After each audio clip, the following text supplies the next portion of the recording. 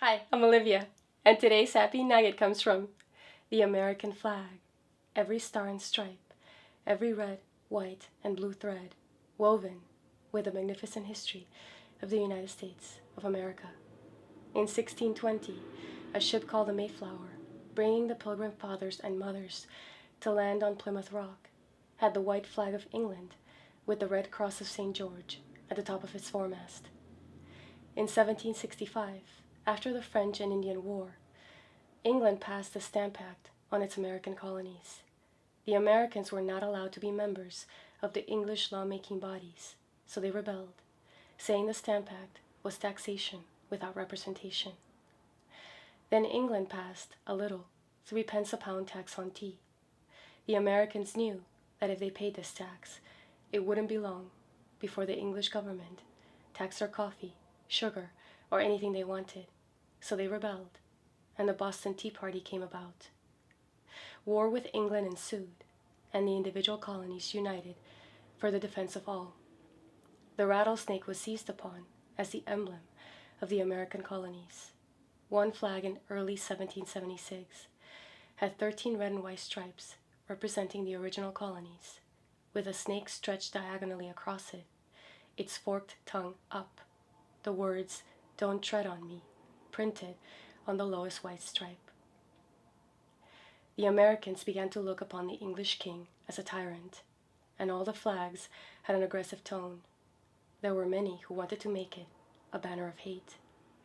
It was more than luck that kept our forefathers from adopting the rattlesnake as a standard. It was their true hearts which made them adopt the starry emblem we know so well as the banner of freedom. The growth of the flag was gradual and slow. Initially, it had 13 red and white stripes, but instead of a blue field with stars, it had the British flag, showing that even then, the American colonists were not thinking of separating from England. The British were convinced the American peasants, as they thought of them, would yield, but the American people were no longer satisfied to fight for rights, which they found, to their sorrow, the British would never allow. But could they fight England and win? They were brave and angry enough to try.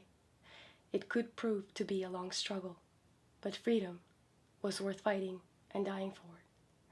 So another flag was needed, a true flag of liberty. In June of 1776, a few weeks before the Great Declaration of Independence was approved by the Continental Congress, a committee led by General George Washington called on Mrs. Betsy Ross, a young widow, to make the historic banner. Washington and his colleagues had a distinct idea of what they wanted.